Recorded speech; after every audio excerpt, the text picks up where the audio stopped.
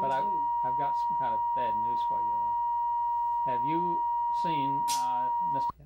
Yeah, we'd be rolling. Okay, Leona, you want to tell me about the times that you went out with Homer Welch and your father, and mention Homer Welch and your father, and that you're going out on the trucks, okay? Okay. Well, I don't remember too many of the trips. I do remember going to Newnham one trip, but the second trip I I'm going to wasn't stop you feeling again well. because we don't know. Okay, roll, Jamie. Speed. All right, tell me. About going out on the trucks on the flying squadrons. Mention the flying squadrons and the trucks, and then tell me what you did and who was on there and how it felt. Well, I don't remember exactly how many trips I made with the flying squadron, but I do remember going to Newnham once. They went back again, and I was not feeling well, so I didn't go with them that time. We also went to Sergeant on one of the flying squadron. And I remember going some other place, but I can't remember the name of the town. I'm not sure if it was LaGrange or I believe it was Sargent, Georgia, though. What was it like? Well, at that time, I was young enough that I just thoroughly enjoyed doing what I was doing. And I believed in the Union. And I felt that it would be good for us, would increase our wages and lessen the hours. And I just thought a union was a good thing to have. But it must have taken a great deal of courage for a young woman and other young women to get in those trucks and go off and be going to strange places and calling out to people. Tell us how it felt. Well, as far as I was concerned, it was just something that I believed in, and I was willing to do it. And we really didn't have any bad times on those flying trips. Could you tell us how they got organized? Well, I can't tell you exactly how they were organized because Mr. Welch came and talked with us. And my father had always believed in better pay for the working man. And we'd heard him talk a lot about the miners, coal miners. And he believed in it, and I believed in my father, and I thought he knew what was best. Was it thrilling? Was it exciting? Was it just, if it is, say yes, that. it was. It was. Well, it was just fun trips. We all enjoyed being together, and there was really nothing like fighting, or there was a few feelings might have gotten hurt along the way, but I don't think it was anything that was lasting. Now, tell me more about Homer Welch. Well, Homer was just a good friend. Just Homer Welch, just. Well, Homer Welch was a good friend. I knew him. I had known him for years. And I had always known that he was a good Christian man.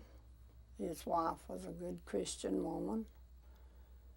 And they had spent time with us, and enough time to know the kind of man he was, and he was an honest man. He believed in what he was doing. And I think he did what any man would do for a friend if they got into trouble or something. Now, what made him special? Where did his leadership qualities show? Obviously, he was an extraordinary man. Talk about that. Well, I don't know exactly how to put that. Because, as I said, he believed in what he was doing. And he was a good man, and he was a friend of the working man. And that was,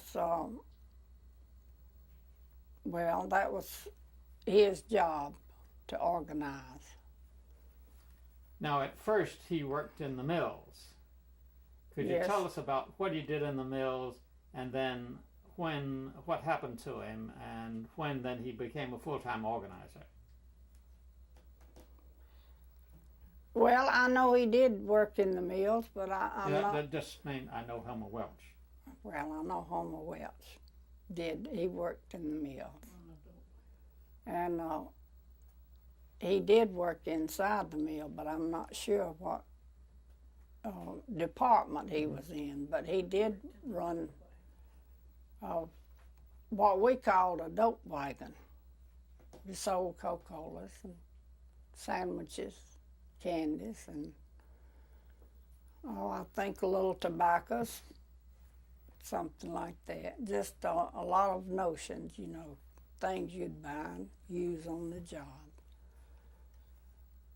Now, I imagine that made it easier for him to be an organizer because he could move around all over the factory. If that seems to be right, could you describe how he could move around and talk to different people? Well, I don't know that the job Just a helped him moment. any. Eddie Mae? Could you be still for a few minutes? Okay, now. Oh, I'm not sure that he did any organizing on the job. He did that later. But everyone that knew Homer knew what kind of a man he was. And he was just a good, honest man, and we had no trouble believing what he said, and he believed in it. Now, I'm going to ask you a question that you may not be able to answer, but maybe you would. Homer obviously was a kind of man who could have gone up in the mills. He could become a supervisor. He could have had a good future in the mills because he was very able and he was smart and he read well and so forth. Why do you think he chose to be a union man rather than going into management? Just if you think so, you might say that and then tell me why. Well, I believe that Homer just wanted to help his fellow man. And I'm sure he could have had other jobs in the mill that would have paid more money. But I don't think the money was that important to him. I think what he was doing was more important than the money was. And I don't think he did any of this for the money either. He did it because it was something he believed in and wanted to help his fellow men. Did you ever go to LaGrange on one of these trips? I don't remember ever going to LaGrange on one of them. Now, do you remember, were there any organizational meetings in your house or on your street? No, we did meet at my house a lot of times, but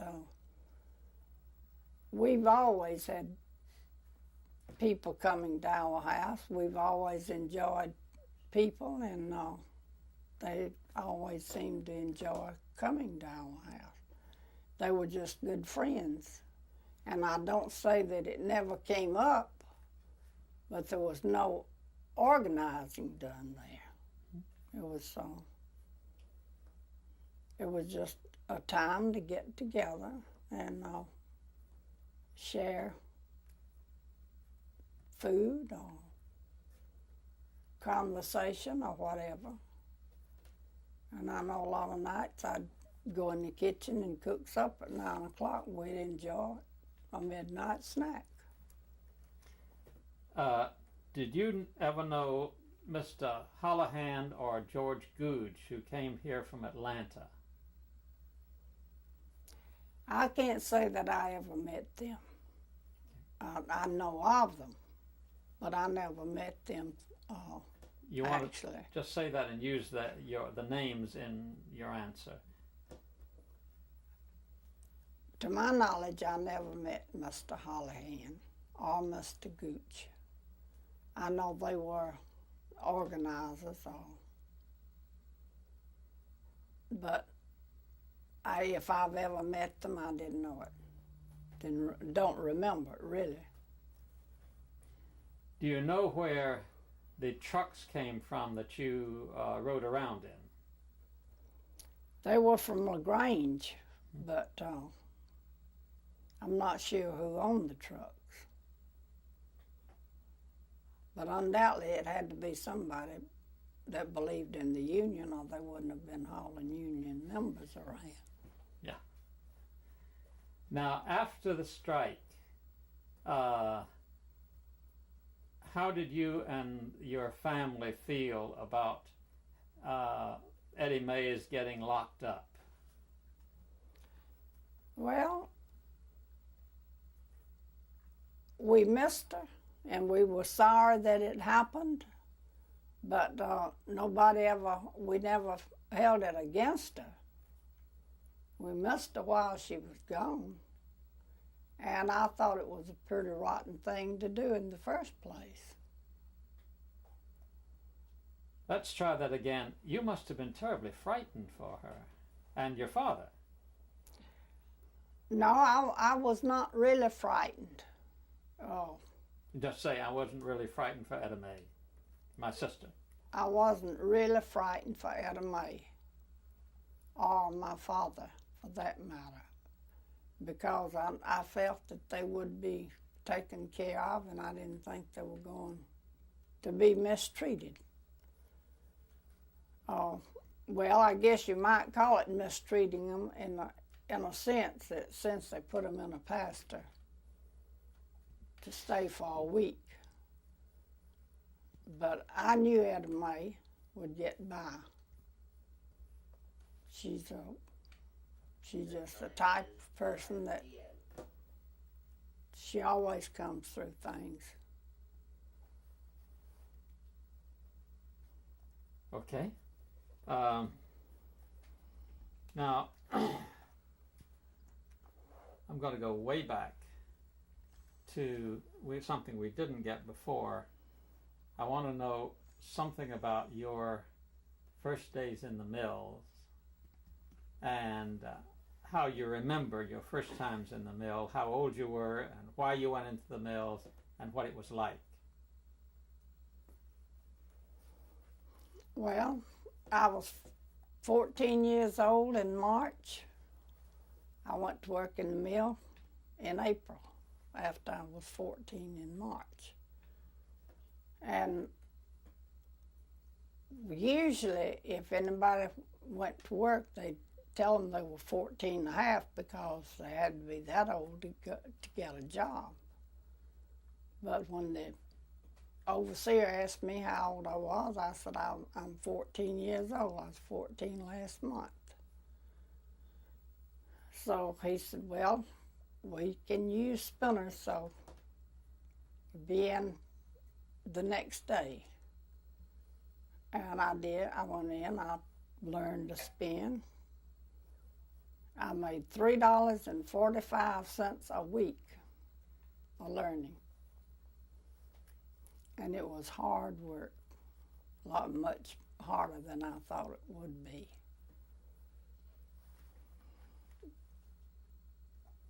Describe what the atmosphere was like, this noise, all of that.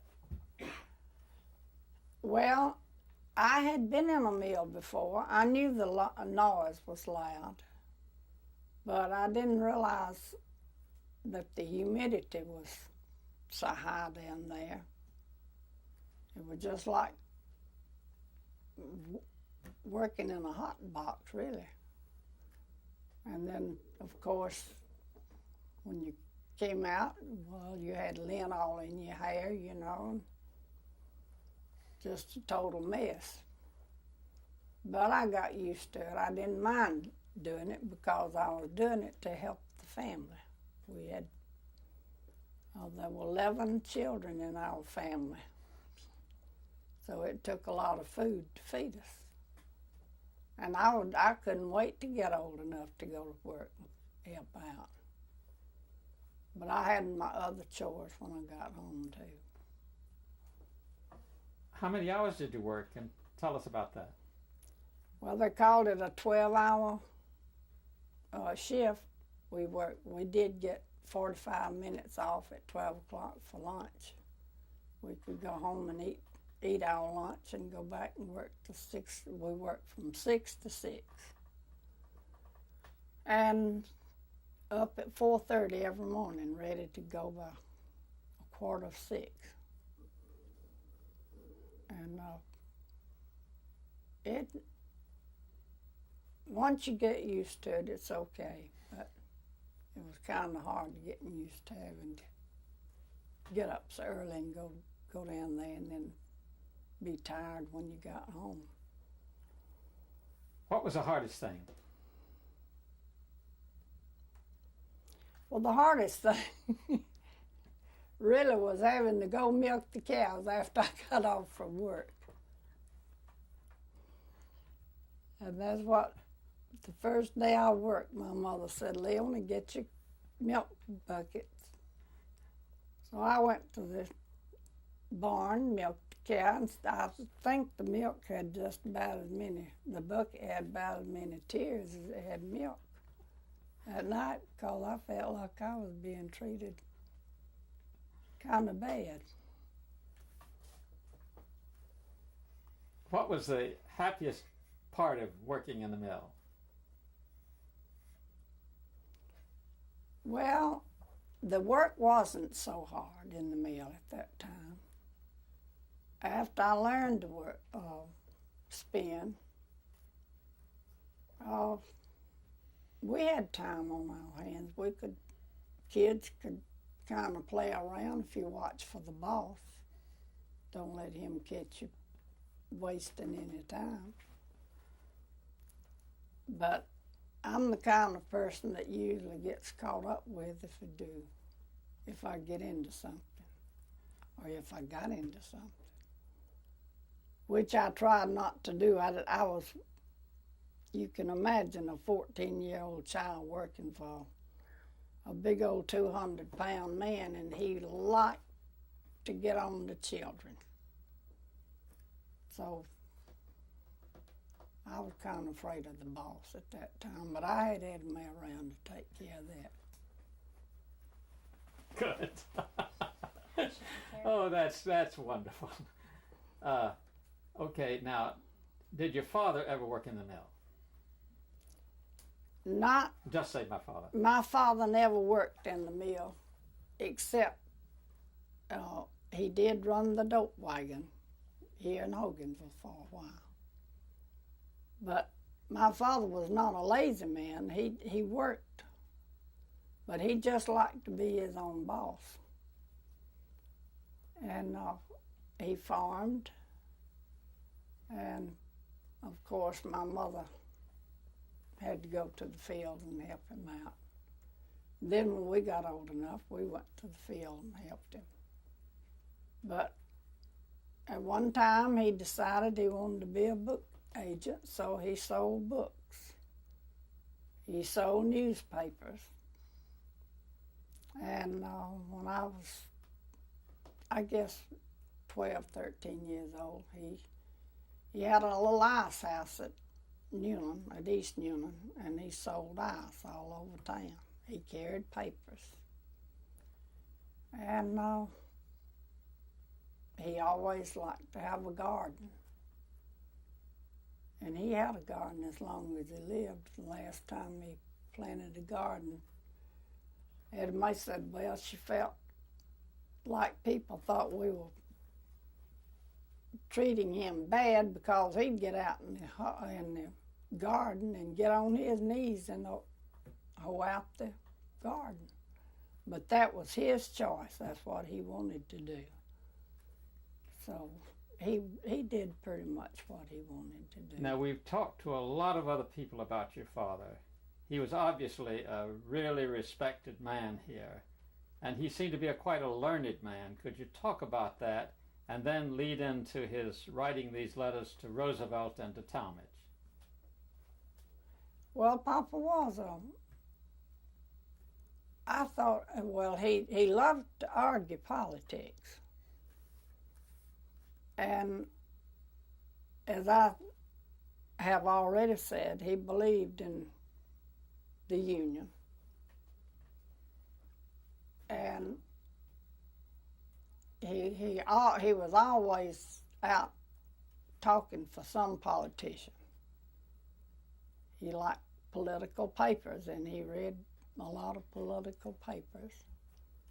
In fact, he read just about anything from, well, at least once, twice a year.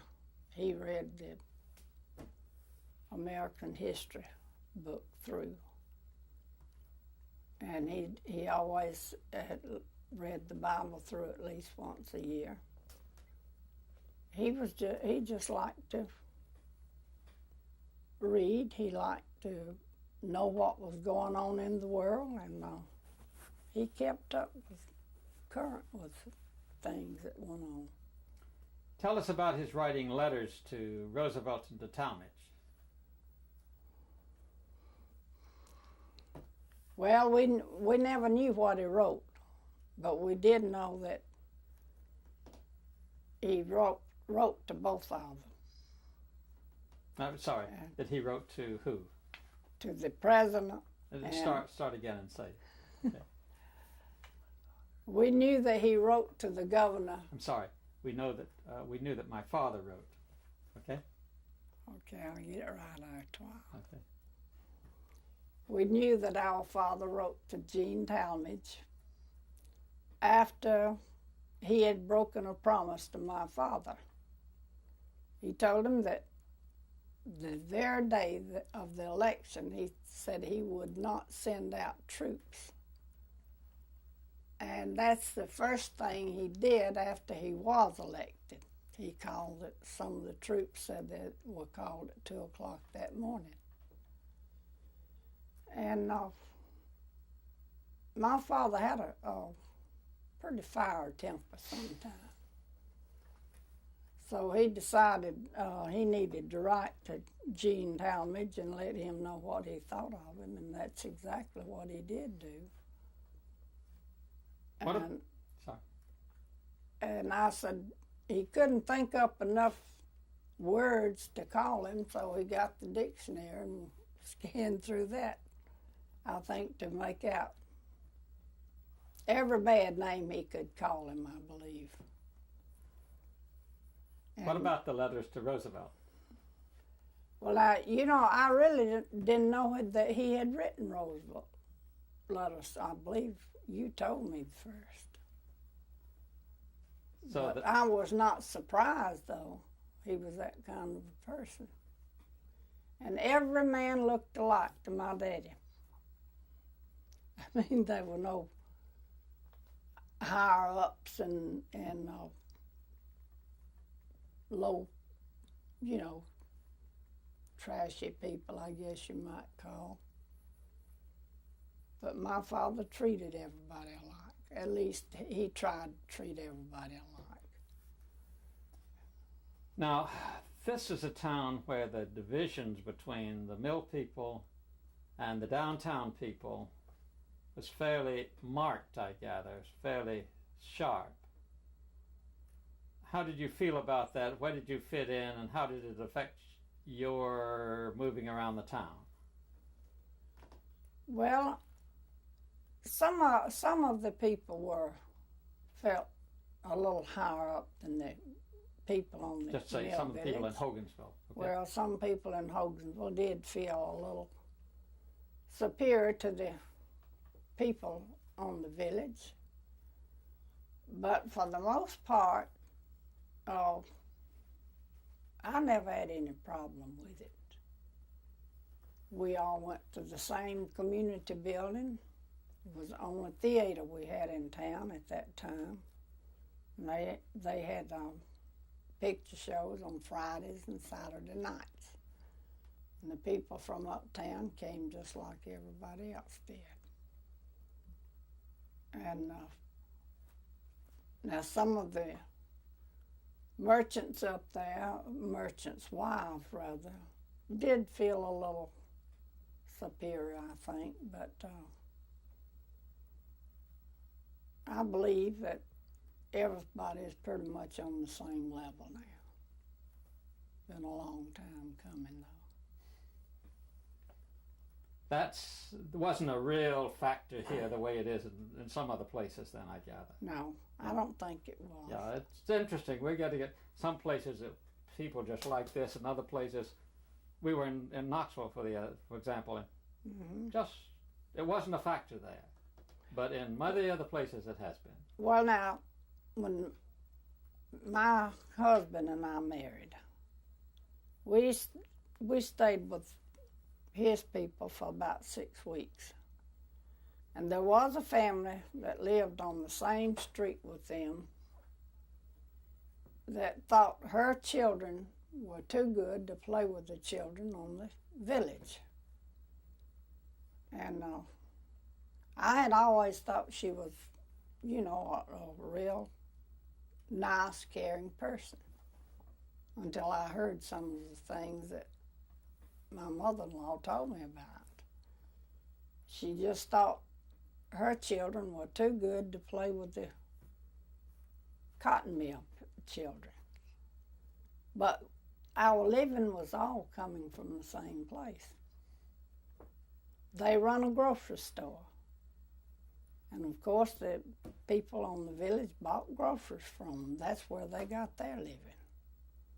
So really, it was all coming from the same source. Now, I believe that there were a few black people working in the mills at the time. We've talked to a couple of them. Could you talk about that? Well, the only blacks that I know anything of who worked in the mill were sweepers. But now after I came out of the mill, and before Etta May came out of the mill, they were black people, running the same job she did, really. But it has always been said that the black people would not take what the white people were taking, and it proved true. Because they worked down there. They learned how to do the job, and then they usually quit, got better jobs. So, they just could be smarter than we are.